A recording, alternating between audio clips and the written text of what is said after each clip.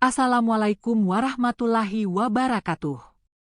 Di tengah hiruk-pikuk politik nasional yang semakin panas, hari ini muncul satu peristiwa yang membuat gedung DPR RI kembali menjadi pusat perhatian publik.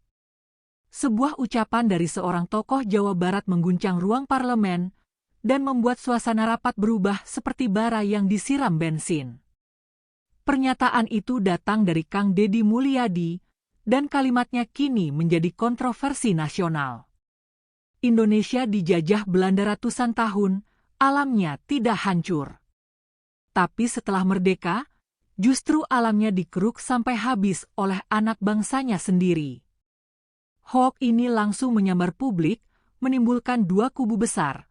Mereka yang menilai Kang Deddy berkata jujur apa adanya, dan mereka yang menuduhnya meremehkan semangat kemerdekaan. Dan hari ini, pernyataan itu dibawa langsung ke ruang Komisi 4 DPR, ruang yang seharusnya membahas hutan, pertanian, lingkungan hidup, dan masa depan bumi Indonesia. Namun yang terjadi justru lebih panas dari rapat anggaran, lebih gaduh dari sidang paripurna, dan lebih tajam dari debat pemilu. Pukul 10.15 WIB, pintu ruang rapat Komisi 4 dibuka. Satu persatu anggota DPR memasuki ruangan sambil membawa map tebal dan wajah yang sudah menunjukkan tanda-tanda ketegangan. Sorotan kamera televisi nasional sudah menunggu, tripod wartawan berjejer rapi, sementara notulen rapat mondar-mandir memastikan semua berjalan sesuai agenda. Di tengah semua itu, Kang Deddy Mulyadi duduk di kursi undangan, mengenakan ikat Sunda kebanggaannya, tampak tenang meski badai kritik sedang diarahkan kepadanya. Sesekali ia merapikan kertas catatannya. Tidak banyak berbicara, hanya senyum tipis yang sulit diterjemahkan. Apakah itu senyum tenang atau senyum menahan tekanan? Ketika bel rapat berbunyi, pimpinan Komisi 4 membuka agenda. Awalnya berjalan normal, evaluasi praktik pertambangan, konflik agraria, dan deforestasi. Namun tidak butuh waktu lama sampai satu tangan terangkat tinggi, menandakan dimulainya gelombang pertama serangan. Sebelum kita lanjut, saya ingin menanyakan pernyataan Saudara Deddy Mulyadi yang ramai di publik. Pernyataan bahwa Belanda tidak merusak alam, sementara Indonesia merdeka justru menghancurkan alamnya sendiri. Apa maksud Anda? Ujar seorang anggota DPR dengan nada kecewa namun penuh ketegasan. Seisi ruangan langsung bergumam. Beberapa anggota saling menatap, seolah sudah menunggu momen itu. Kamera televisi menyorot wajah Deddy. Mikrofon wartawan mendekat seakan hendak menangkap setiap detik ketegangan. Deddy tidak langsung menjawab. Ia mengangkat wajahnya perlahan, lalu tersenyum tipis. Namun sebelum ia sempat bicara, giliran anggota dari fraksi lain yang ikut menekan. Pernyataan itu seolah memuji penjajah. Jangan sampai tafsir sejarah dipelintir demi popularitas, teriaknya sambil memukul meja. Suara meja yang terhentak membuat seluruh ruangan bergetar. Tiba-tiba semua orang berbicara dalam satu waktu. Sebagian mendukung serangan itu, sebagian meminta rapat tenang, sebagian lagi mengarahkan pandangan ke Deddy seolah ingin tahu bagaimana ia menghadapi situasi yang panas ini. Pimpinan rapat mencoba menenangkan mereka, tetapi gelombang emosi sudah terlanjur membesar. Rapat Komisi 4 berubah menjadi arena adu argumen terbuka, mirip debat nasional yang tidak direncanakan. Sementara itu, berita tentang rapat ini sudah mulai mencuat ke media sosial. Dalam hitungan menit, tagar Deddy Mulyadi diserang muncul di trending. Ada video potongan rapat beredar, beberapa akun politik mulai membuat analisis cepat, dan netizen ikut memanaskan suasana. Deddy tetap diam, hanya menggenggam bolpoinnya lebih erat. Ekspresinya menunjukkan bahwa ia sadar seluruh Indonesia sedang memperhatikan detik-detik berikutnya. Beberapa anggota lain kembali membuka suara. Di era Belanda, kerusakan alam juga terjadi. Anda seolah menutup mata dengan fakta sejarah. Jangan membandingkan penjajah dengan bangsa sendiri. Apakah Anda ingin mengatakan Indonesia gagal menjaga alamnya? Pernyataan Anda bisa memecah belah masyarakat. Jelaskan, Kang Deddy. Sekarang, sorotan kamera semakin tajam.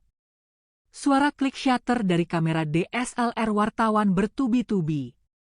Ruangan DPR lebih mirip panggung drama politik ketimbang forum resmi negara. Namun di tengah tekanan itu, Kang Deddy tidak tampak gentar. Ia mengatur napas, membuka kertas catatannya perlahan, lalu menatap para anggota satu persatu, seakan memastikan bahwa kata-kata yang akan keluar benar-benar sampai kepada mereka. Pimpinan rapat akhirnya kembali mengetuk palu. Baik, kita berikan kesempatan kepada Saudara Deddy Mulyadi untuk menjawab. Silakan. Ruangan langsung hening. Benar-benar hening. Bahkan bunyi AC terdengar lebih keras dari sebelumnya. Seluruh Indonesia menunggu. Apa yang akan ia katakan? Dan disinilah bab pertama berakhir, di titik paling tegang dari sebuah rapat negara yang berubah menjadi panggung nasional, ketika satu pernyataan mampu mengguncang fondasi diskusi antar elit.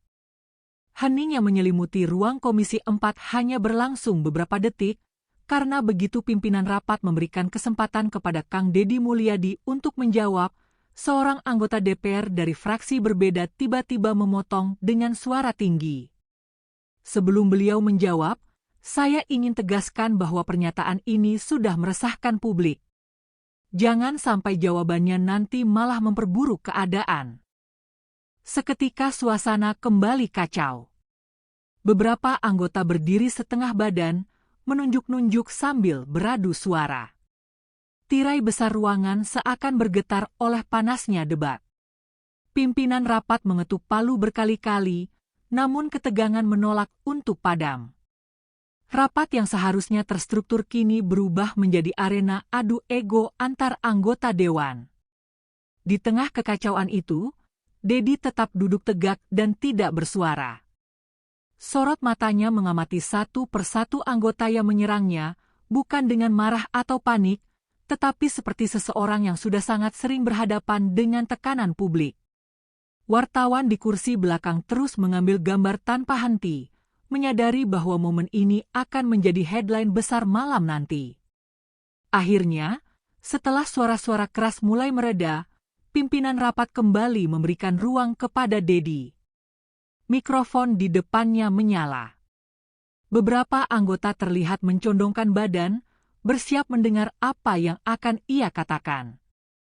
Namun sebelum Deddy membuka mulut, seorang anggota lain kembali menyerang, kali ini dengan nada jauh lebih personal. Pak Deddy, Anda ini kan mantan kepala daerah. Seharusnya Anda tahu, pernyataan yang Anda lontarkan itu bisa memengaruhi stabilitas sosial. Dan saya curiga, apakah ini bentuk kampanye terselubung? Mencari perhatian publik dengan memelintir sejarah. Ucapan itu membuat ruangan mendidih. Beberapa anggota lainnya protes keras, menolak tudingan yang dianggap berlebihan. Yang lain justru ikut menimpali, membuat suara gaduh kembali pecah. Bahkan terdengar teriakan, "Jangan bawa kepentingan pribadi ke rapat," dari salah satu sudut ruangan. Emosi meledak. Paru-paru politisi-politisi itu terasa penuh, memuntahkan argumen tajam seperti peluru. Ketika situasi mulai tidak terkendali, salah satu anggota yang dikenal cukup rasional mencoba menenangkan. Kita undang beliau sebagai narasumber.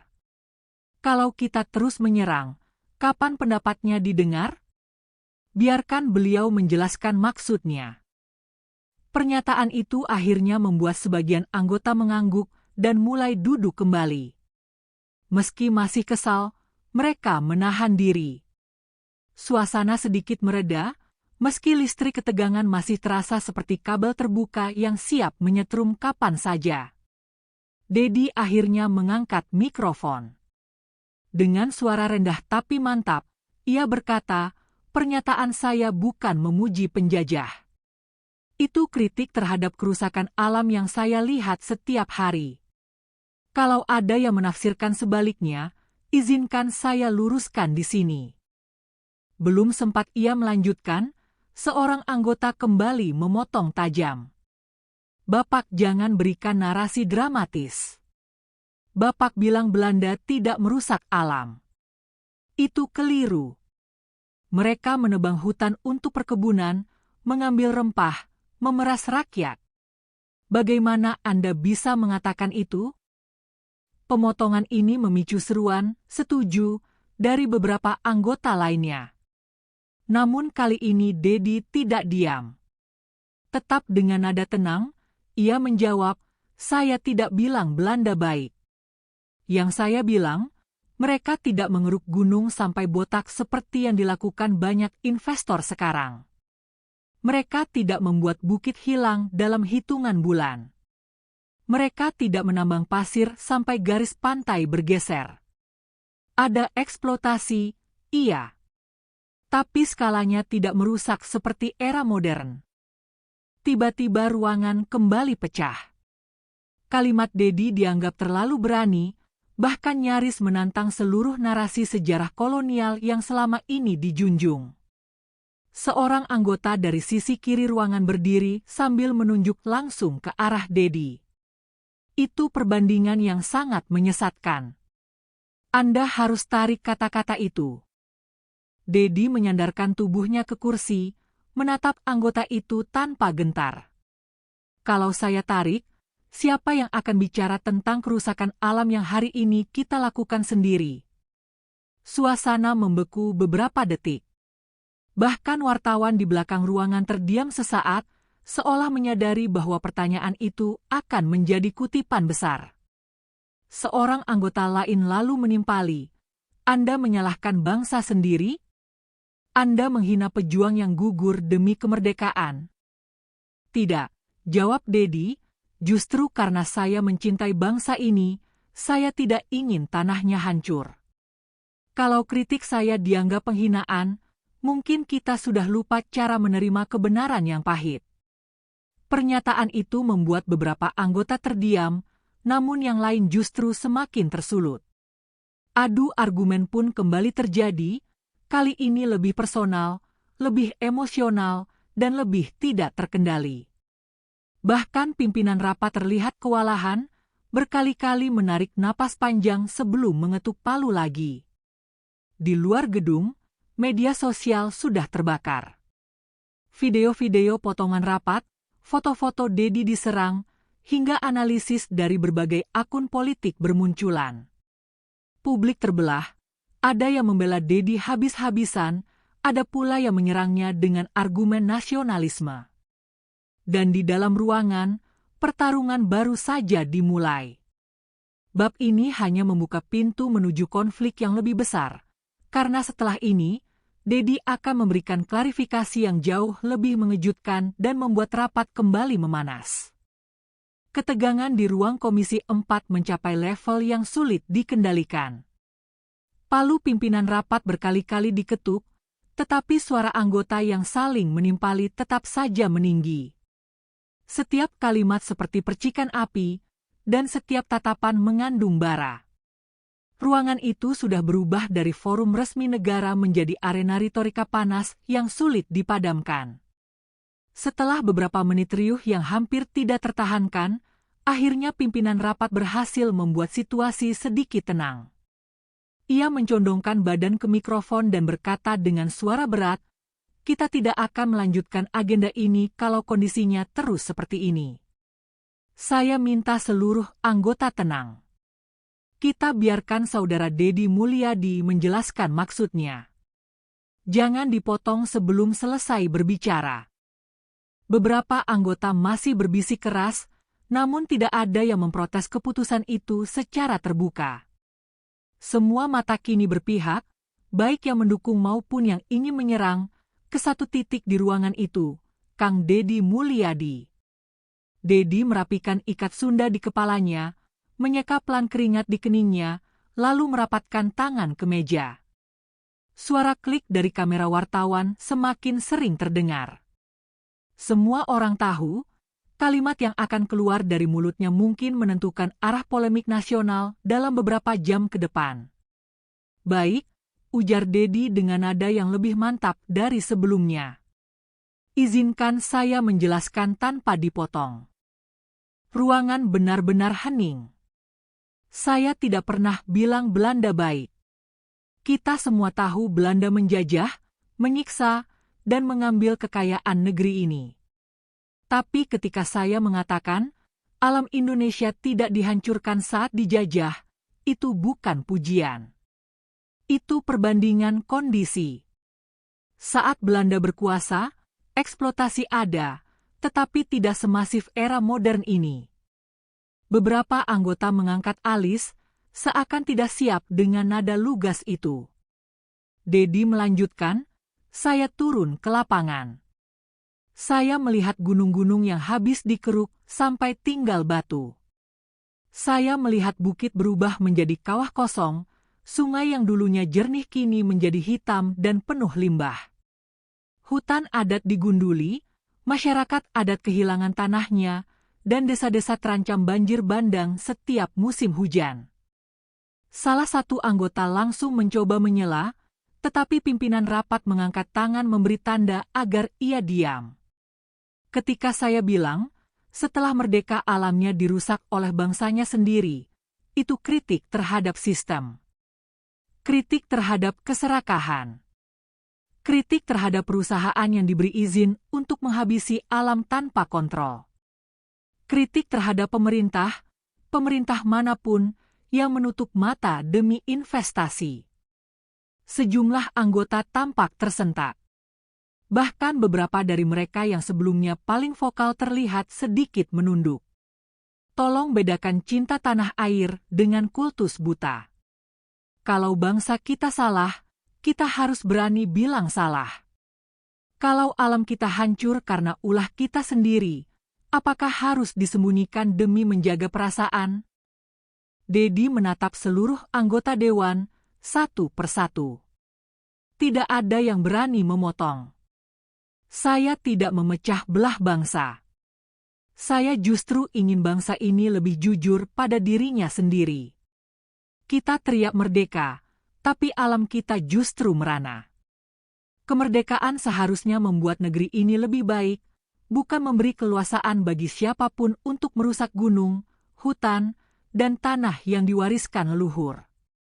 Seorang anggota dari ujung meja akhirnya bersuara, kali ini dengan nada lebih lembut namun tetap sinis. Jadi maksud Anda, kerusakan alam ini salah siapa? Pemerintah? DPR? Investor? Siapa? Dedi menjawab tanpa ragu, semua yang memberikan izin tanpa memikirkan dampaknya. Pemerintah pusat, pemerintah daerah, perusahaan tambang, dan juga DPR yang membuat aturan longgar. Semua punya bagian. Ucapan itu membuat ruangan kembali bergemuruh. Banyak anggota bereaksi keras. Suara protes terdengar dari berbagai sudut ruangan. Jangan tuduh sembarangan. Kami membuat aturan untuk kepentingan rakyat. Ini tuduhan politis. Namun kali ini, meski situasi hampir memanas kembali, pimpinan rapat kembali mengetuk meja dan meminta ketenangan. Ia tahu diskusi ini tidak akan berhenti jika setiap serangan dibalas dengan emosi. Dedi melanjutkan ucapannya, kali ini dengan nada lebih pelan namun jauh lebih tajam. Saya tidak menuding individu. Saya menuding sistem yang memungkinkan kerusakan terjadi. Dan kita semua bagian dari sistem itu. Kalau kita terus menyangkal, kerusakan akan terus berlanjut. Beberapa anggota tampak terpukul oleh logika itu. Tidak ada jalan untuk menyangkal secara langsung tanpa terlihat defensif. Dedi kemudian mengeluarkan satu berkas foto dari mapnya. Ia mengangkatnya agar dapat terlihat oleh kamera yang merekam. Ini Gunung C di Jawa Barat. Dulu hijaunya seperti permadani. Sekarang botak, habis dikeruk untuk tambang batu. Ini terjadi di masa merdeka, bukan masa penjajahan. Ia mengangkat foto lain. Ini sungai yang dulunya tempat mandi anak-anak desa di Subang. Jernih, penuh ikan. Sekarang hitam pekat. Bahkan ternak yang minum airnya bisa mati. Di era penjajahan, sungai ini masih hidup. Di era kita merdeka, sungai ini mati. Beberapa anggota yang sebelum ini berteriak lantang terlihat menunduk, seperti tidak punya kalimat balasan. Dedi menatap semuanya dengan tajam. Kritik saya bukan untuk melecehkan bangsa ini, tapi untuk menyadarkan kita semua bahwa kemerdekaan bukan hanya tentang bebas dari penjajah. Kemerdekaan adalah tentang menjaga masa depan negeri ini. Keheningan kembali menguasai ruangan. Tapi kali ini bukan hening karena marah atau menahan emosi. Ini hening dari pukulan logika yang sulit dibantah. Beberapa wartawan di belakang bahkan terlihat terdiam sesaat sebelum kembali mengambil gambar. Tidak ada yang ingin kehilangan momen ketika seorang tokoh berani mengkritik sistem di depan para pembuat sistem itu sendiri. Namun ketegangan belum selesai. Justru setelah penjelasan itu, ada beberapa anggota yang mulai menyiapkan serangan lanjutan, merasa pernyataan Dedi terlalu berani, bahkan mendekati tuduhan. Dan inilah yang akan membuka konflik baru di bab berikutnya, ketika serangan tidak lagi soal ucapan, tetapi soal integritas, reputasi, bahkan masa depan politik Dedi Mulyadi sendiri. Hening yang tercipta setelah penjelasan tegas Kang Dedi tidak berlangsung lama. Ketika beberapa anggota Komisi 4 tampak terpukul oleh logika yang sulit dibantah, ada pula yang mulai mengatur strategi baru. Serangan frontal sudah terbukti gagal meruntuhkan ketenangan Dedi. Maka kini, beberapa politisi memilih jalan lain, menyerang reputasi, kredibilitas, bahkan rekam jejak masa lalunya. Seorang anggota fraksi dari ujung kanan ruangan berdiri, membawa setumpuk dokumen dengan cara yang sangat teatrikal. Kamera televisi langsung mengarah ke dirinya, memberi fokus penuh. Dengan nada tinggi dan penuh tekanan, ia berkata, "Baiklah saudara Dedi. Anda sudah mengkritik sistem, mengkritik pemerintah, dan bahkan mengkritik DPR di ruangan ini. Tapi sebelum Anda menunjuk orang lain, mari kita lihat rekam jejak Anda sendiri." Ruangan langsung bergemuruh.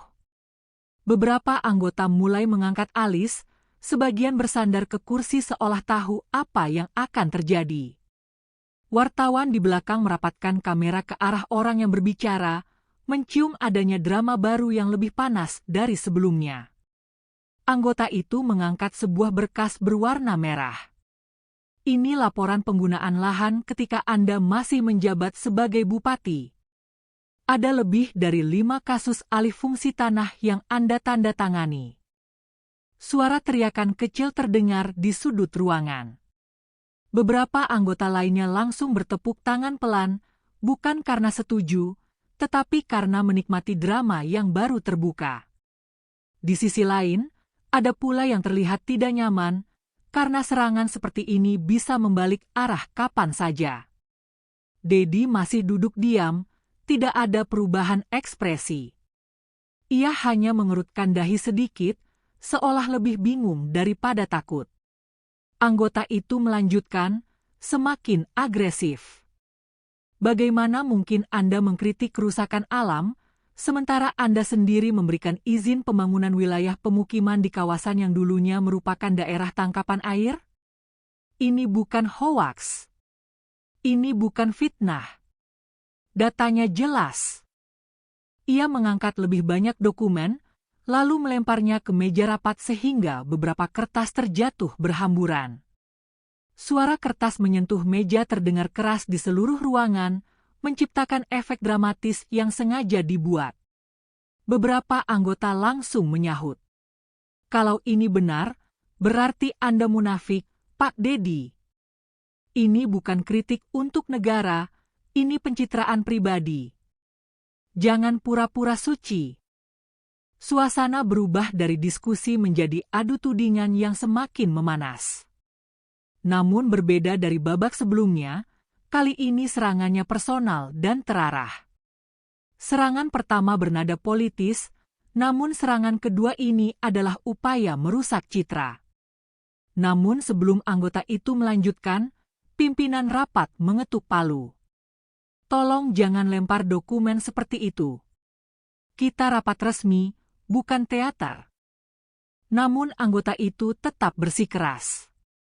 Ia mencondongkan tubuh ke arah Dedi dan berkata dengan nada merendahkan. Sebelum mengkritik bangsa sendiri, bersihkan dulu jejak Anda. Beberapa anggota tampak setuju, namun ada pula yang mulai terlihat resah. Salah satu anggota perempuan dari fraksi berbeda akhirnya angkat bicara. Jangan gunakan serangan personal untuk menutupi poin utama diskusi. Kita sedang bahas kerusakan lingkungan. Bukan sesi evaluasi masa jabatan Bupati Purwakarta. Meski berkata demikian, ruangan tetap tidak kembali tenang. Anggota yang memegang dokumen merah itu membalas dengan lebih keras lagi. Ini relevan, teriaknya. Bagaimana kita bisa percaya kritiknya kalau dia sendiri punya catatan buruk? Situasi semakin memanas. Tapi justru pada titik inilah Kang Dedi akhirnya bergerak. Ia menarik napas panjang, lalu menyalakan mikrofon di depannya. Boleh saya jawab? Suaranya rendah, tetapi langsung memotong kegaduhan seperti pisau menembus kain. Semua mata kembali mengarah kepadanya. Anggota yang membawa dokumen merah mencibir sambil melipat tangan, seolah sudah siap menerima jawaban yang akan ia bantah habis-habisan. Dedi mengambil salah satu dokumen yang dilemparkan ke meja. Ia membacanya cepat, lalu berkata, "Pertama, alih fungsi lahan yang Anda sebutkan sudah saya jelaskan berkali-kali kepada publik. Itu untuk pembangunan rumah rakyat kecil, bukan tambang. Tidak ada kawasan hutan lindung yang saya sentuh." Beberapa wartawan mencatat dengan cepat.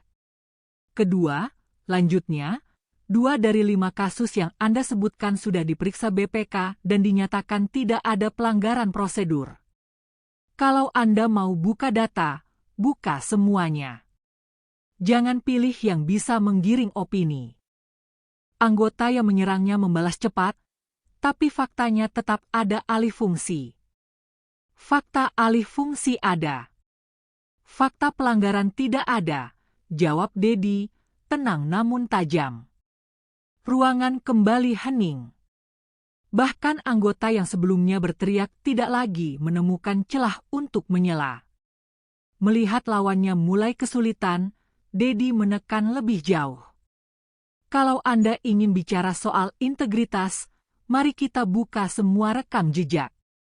Bukan hanya saya, tapi seluruh kepala daerah dan seluruh anggota DPR yang pernah tanda tangan izin tambang, izin perkebunan, izin industri, dan izin pembangunan.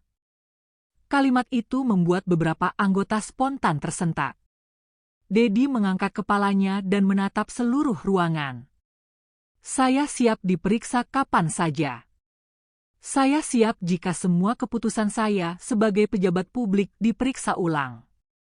Tapi apakah Anda semua siap membuka dokumen Anda sendiri? Itu bukan sekadar jawaban. Itu tantangan. Dan ruangan Komisi 4 tahu betul bahwa banyak dari mereka tidak akan berani menjawabnya. Anggota yang menyerang Dedi terlihat goyah. Tangannya yang memegang dokumen gemetar sedikit.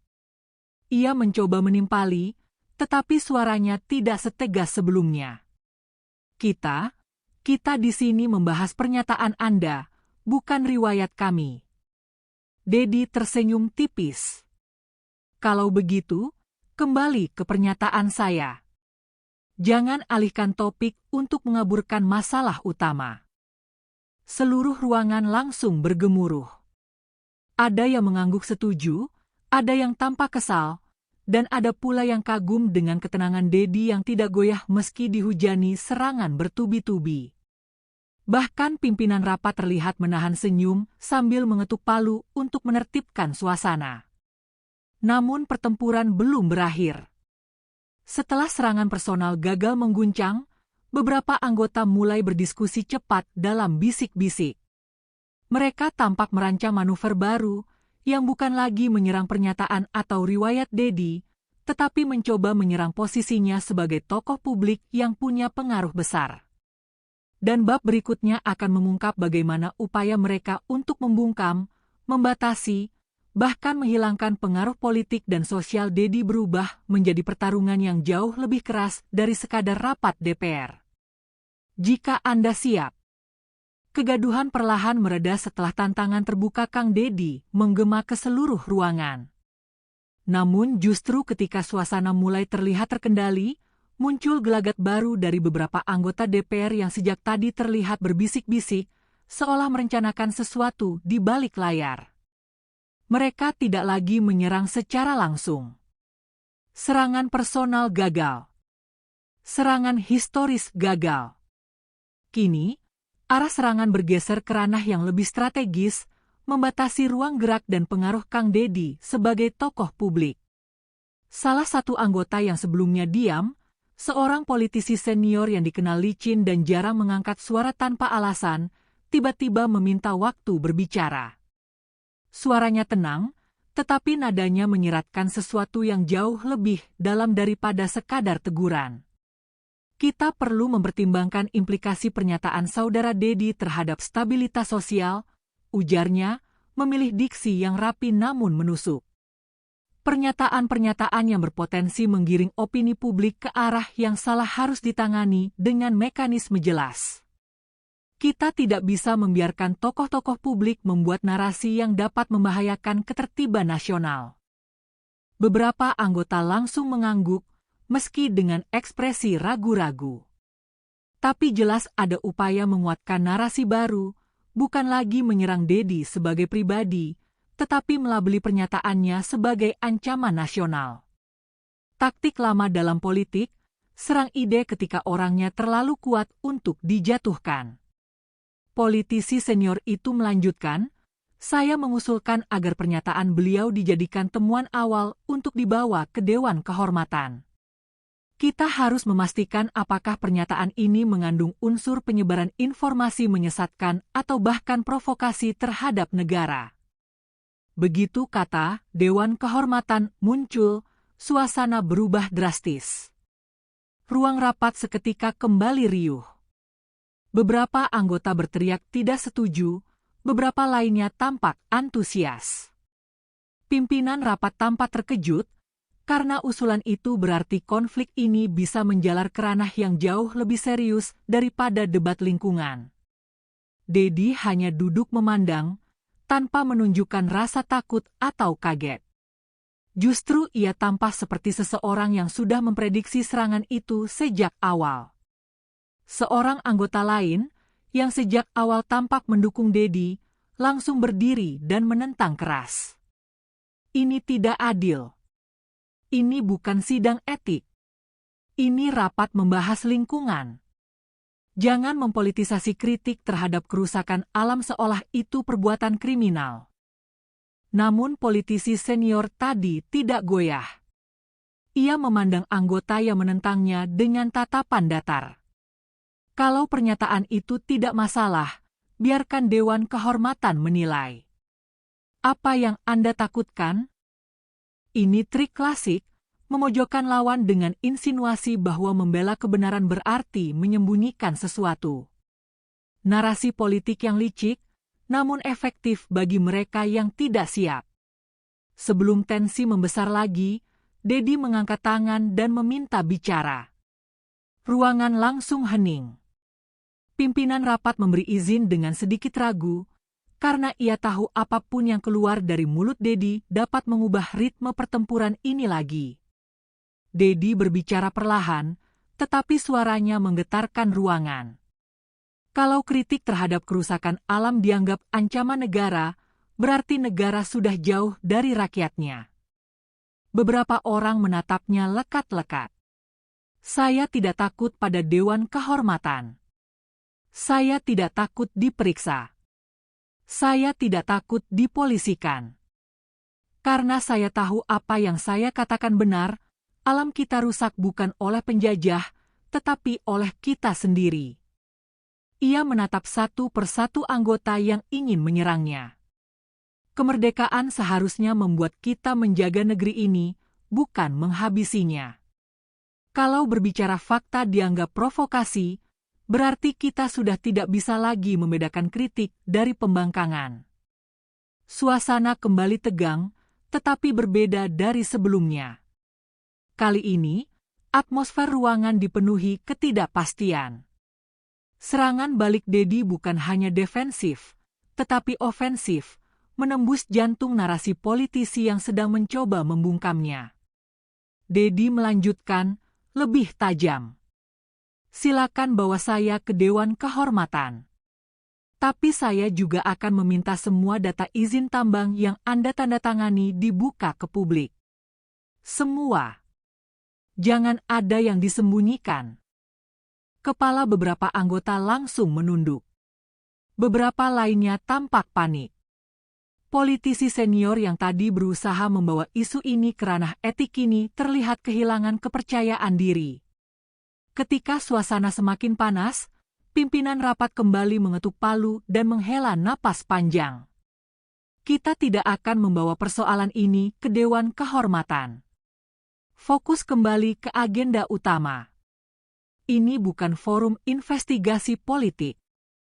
Keputusan itu membuat ruangan terbelah. Yang mendukung Dedi menghela napas lega. Yang ingin menjatuhkannya terpaksa menahan emosi mereka untuk sementara. Konflik tidak selesai, hanya ditunda. Namun justru ketika semua mengira pertempuran akan mereda, Dedi membuat langkah yang tidak disangka siapapun. Ia mematikan mikrofon, lalu menyalakannya kembali, seolah memberi jeda dramatis. Saya ingin mengajukan satu usulan. Ruangan kembali tegang. Saya mengusulkan audit nasional kerusakan lingkungan yang melibatkan akademisi independen, masyarakat adat, aktivis, dan media. Audit tersebut harus mengungkap siapa saja pihak yang paling banyak memberikan izin perusakan alam selama 30 tahun terakhir. Suara gaduh langsung meledak. Tidak bisa begitu. Itu berbahaya. Itu politis. Apa maksud Anda sebenarnya? Dedi berdiri. Kalau kita berani bicara soal kemerdekaan dan penjajahan, kita juga harus berani mengakui siapa penjajah baru, keserakahan kita sendiri. Ini kalimat penutup yang memukul seluruh ruangan. Tidak ada yang bisa membalas dengan argumen kuat. Tidak ada yang bisa memotong kalimat itu tanpa terlihat seperti orang yang membela kepentingan gelap. Dan tepat saat itu, kamera televisi merekam wajah-wajah tegang anggota DPR, merekam nada suara, merekam getaran ketidaknyamanan, dan merekam keberanian satu orang yang berani bicara di tengah badai. Rapat ditutup dengan palu berat yang menggema ke seluruh ruangan. Namun gema itu terasa lebih dari sekadar suara kayu menghantam meja. Itu adalah bunyi peringatan, bunyi tantangan, dan bunyi kebenaran yang tidak bisa lagi ditutup-tutupi. Di luar gedung DPR, publik sudah menunggu. Video, potongan narasi, dan interpretasi liar telah menyebar. Reaksi publik pecah menjadi dua kubu besar, yang mendukung penuh keberanian Dedi, dan yang menuduhnya bermain politik tingkat tinggi. Namun satu hal pasti, hari itu bukan hanya rapat DPR biasa. Itu adalah momen ketika satu pernyataan mampu mengguncang sistem, memaksa semua orang melihat kenyataan pahit yang selama ini disembunyikan di balik kata pembangunan.